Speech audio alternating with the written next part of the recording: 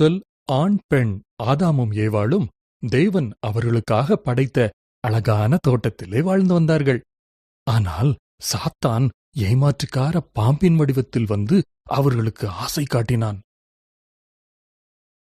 தேவன் உங்களை இந்த மரத்திலிருந்து பழத்தை சாப்பிடக்கூடாது என்று சொன்னாரோ என்று பாம்பு ஏவாளிடம் கேட்டது.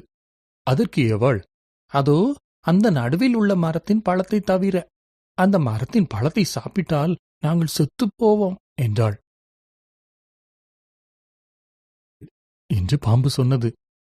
உங்களை அந்த மரத்திலிருந்து பழத்தை சாப்பிடக்கூடாது என்று தேவன் சொன்னதற்கு ஒரு காரணம் உண்டு. நீங்கள் சாப்பிட்டால் தேவனைப் போல் மாறிவிடுவீர்கள். அவருக்கு தெரிந்ததெல்லாம் உங்களுக்கும் தெரிந்துவிடும். ஏவாள் சாப்பிட்டாள். அவளோடு இருந்த ஆதாமுக்கும் கொடுத்தாள். அவனும் அதை சாப்பிட்டான்.